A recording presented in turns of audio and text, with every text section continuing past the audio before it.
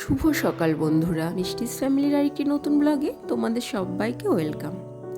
আশা করছি তোমরা সবাই ভালো আছো আর আমিও ভালো আছি।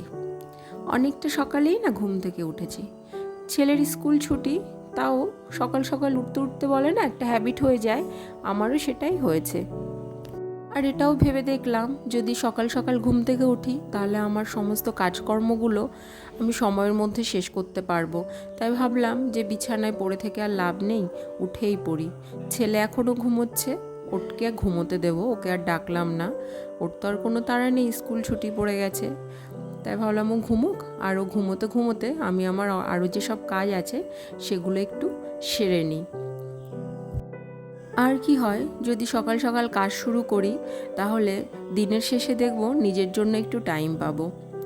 আর এখন যা গরম পড়ছে, বেলা বাড়তে বাড়তে সূর্যের যা তেজ বেড়ে যায় না, আর তখন রান্নাঘরে কাজ করা বা অন্য কাজ করা খুবই কষ্টদায়ক।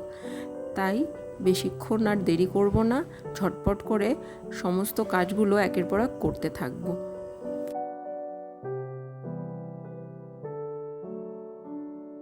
আমরা যারা হাউসওয়াইফ তাদের তো প্রতিদিনের কাজের একই রকম কাজকর্ম থাকে। ঘরবাড়ি পরিষ্কার, ঝাড় দেওয়া, বাচ্চা থাকলে বাচ্চার দেখাশোনা, সংসারের কাজকর্ম। তো সেটা না করার ধরন এক একজনের এক এক রকম। আমি আমার কাজের ক্ষেত্রে একটা না রুটিন বানিয়ে নিয়েছি।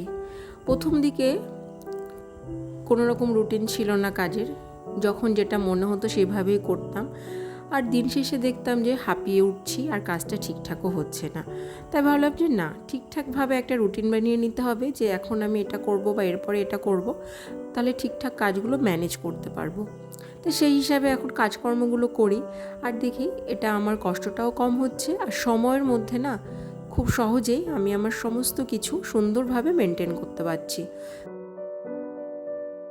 ওই আমাদের পড়াশোনার লাইফে যেমন ছিল না একটা রুটিন ছিল যে সকালে উঠতে হবে, পড়তে হবে, তারপরে স্কুল যেতে হবে, তারপরে এটা করতে হবে, যেভাবে আমরা রুটিনটা সাজাতাম বা আজকে এই পড়া বা এরপরে এই পড়াটা, তেমন করেই না আমি শুনতে হয়তো অবাক লাগতে পারে তোমাদের, কিন্তু আমি ওইভাবেই যে না আমি সকালে উঠবো, প্রথমে এই কাজটা করব, তারপরে এটা করব, এইভাবে আমি আগের দিন ভেবে নিই যে আমার নেক্সট ডে কী কাজ থাকে সেটা আমি এভাবে করব।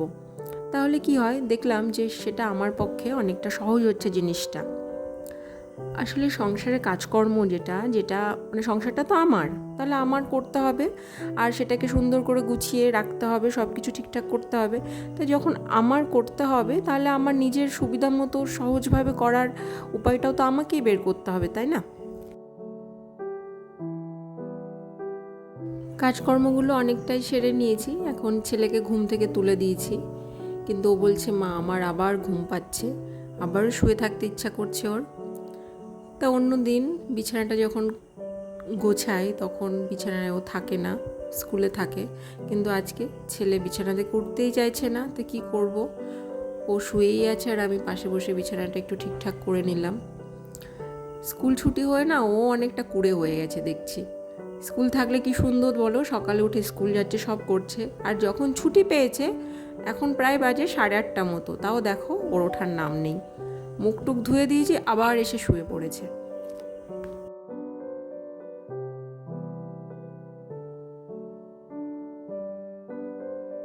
এখন ছেলেকে খাওয়াবো আর নিজের জন্য একটু চা করে নিয়েছি। আজ অনেক দিন পরে না সকালে একটু চা খাচ্ছি। বেশ কিছুদিন ধরে সকালের চাটা বন্ধ করে দিয়েছি, ছোলা ভিজিয়ে রাখি আগের দিন রাতে, সেটাই খাই। গরমের জন্য এটা করেছি, কিন্তু আজকে মনে হচ্ছিল যে না একটু চাটা খাই। আসলে অনেক দিনের পুরনো অভ্যাস চেঞ্জ করা একটু কষ্টকর আর কি, কিন্তু তাও মানুষ চাইলে তো সবই পারে। যেমন আমি প্রায় 1 মাস ধরে সকালের চাটা অফ রেখেছি, মাঝে মধ্যে শখ করে খাচ্ছি। তো ছেলেকে খাওয়াতে খাওয়াতে আমিও আমার চা বিস্কুটটা খেয়ে নিলাম। এরপরে আবার কাজ আছে, সেগুলোই করব।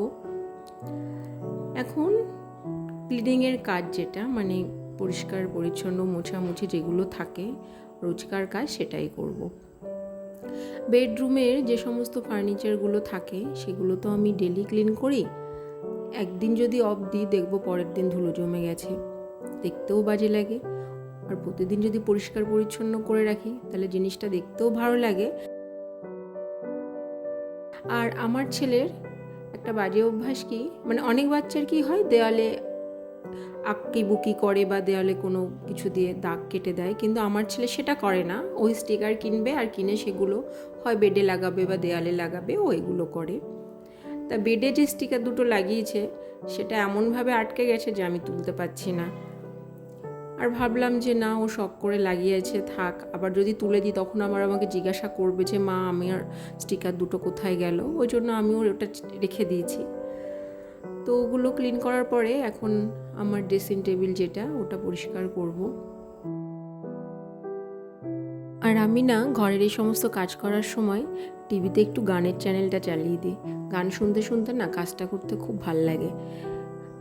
আর এই যে তোমাদের যেটা আমি দেখালাম, যে স্ট্রবেরি যে পিগি ব্যাংকটা, ওটা আমার ছেলের। এখানে ওর বাবার কাছ থেকে খুচরো কয়েনগুলো নিয়ে জমা করে, ওটাও ভালো করে মুছে টুছে রেখে দিলাম। আর এই জায়গাটায় আমি আমার চিরুনি, তারপরে হেয়ার ক্লিপস, ওইগুলো রাখি। হাতের কাছে এখানটায় রাখলে না আর খোঁজাখুঁজি করতে হয় না, জিনিসগুলো এখানে রেখে দিই আর খুব সহজেই পেয়ে যাই। কিচেনে চলে এসেছি, একটা ডিম ভেজে নেব। ব্রেকফাস্টে মুড়ি আর ডালের সঙ্গে ডিমটা খাবো, খুব ভালো লাগে খেতে। বাবা মা রুটি খেয়েছে, রুটি তরকারি খেয়ে নিয়েছে, কিন্তু আমি তো বেশিরভাগ দিন মুড়িই খাই। সকালের টিফিনে আমার খুব পছন্দের খাবার মুড়ির তরকারি। এখন ভাতটা বসিয়ে দেব। আমি না রান্নাঘরে এসে সবার প্রথমে রান্না শুরু করার সময় সর্বপ্রথম ভাতটাই বসিয়ে দিই। এতে সুবিধাটা কি হয়, ভাতটা হতে থাকে আর সাথে অন্যান্য কাজগুলো করতে থাকি। যেমন ভাতটা হতে প্রায় আধা ঘন্টা টাইম লাগবে, ততক্ষণে আমি অন্য যে রান্নাগুলো করব তার সমস্ত কিছু রেডি করতে থাকি।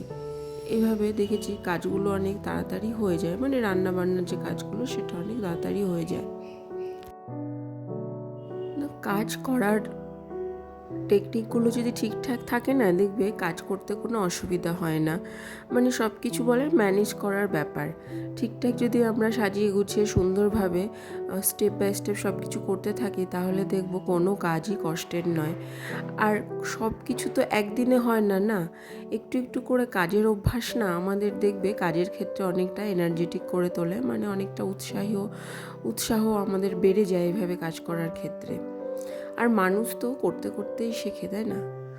এখানে 2-3 দিনের সবজি বাজার, এগুলো গুছিয়ে রেখে দেব।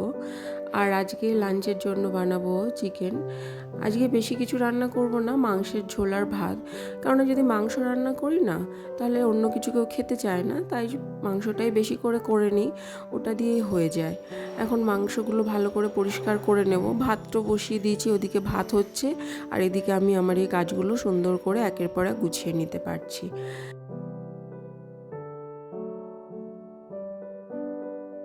আমি আমার প্রতিদিনের কাজগুলোকে না রুটিনের মতো ভাগ করে নিই, আগেই বলেছি। যেমন রান্নাঘরে এইটুকু টাইম আমি কাজ করব, যে প্রায় 1.5-2 ঘন্টা রান্নাঘরে কাজ করলে আমার কাজ কমপ্লিট হয়ে যাবে, রান্নাঘরের কাজ।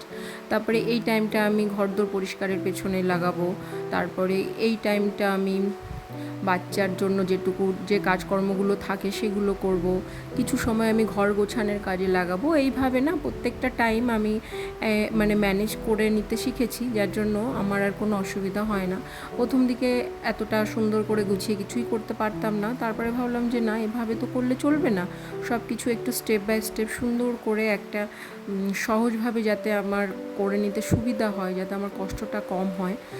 তাই আমি ভাবলাম যে ঠিক আছে, তাহলে একটা রুটিন বানিয়ে নিই, সেইভাবেই করি। তা সেইভাবে আমি সেই টেকনিকটা কাজে লাগিয়ে কাজ করছি, মানে সংসারের কাজ, সঙ্গে বাচ্চা সামলানো, আরও যা কাজ থাকে, তা দেখছি আমার সুবিধাই হচ্ছে। আমি এখন এই ভয়েস ওভারটা দিচ্ছি আর বাইরে খুব বৃষ্টি হচ্ছে, ওই জন্য আমার ভিডিওতে দেখবে একটা শো শো করে আওয়াজ আসছে। তো প্লিজ তোমরা সেটা ইগনোর করো, শুনতে বাজে লাগছে, আমিও শুনলাম, কিন্তু কিছু করার নেই, ভিডিওটা এডিট করে তো টাইম মতো ছাড়তে হবে। তো আমার রান্নাবান্না সব কমপ্লিট হয়ে গেছে। আজকে আর রান্নাঘরে আর কোনো কাজ নেই। এখন ভালো করে গ্যাস ওভেনগুলো পরিষ্কার করে নেব। ডেলির ক্লিনিং যদি ডেলি না করি, মানে রান্না করার পরে যে ক্লিনিংটা থাকে কিচেনে, তাহলে দেখবে তেল ময়লা জমে না চিটচিটে হয়ে যায়। তারপরে চলে এসছি ওপরে, এখন ছেলেকে স্নান টান করিয়ে দিয়েছি, ওকে জামা কাপড় পরিয়ে দেবো। তো এরপরে আমিও স্নান করব।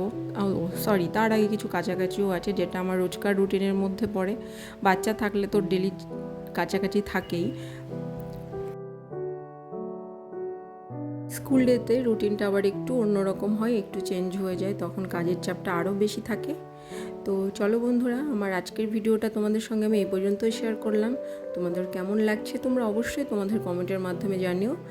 তোমরা ভালো থেকো, সুস্থ থেকো, দেখা হবে নেক্সট ব্লগে।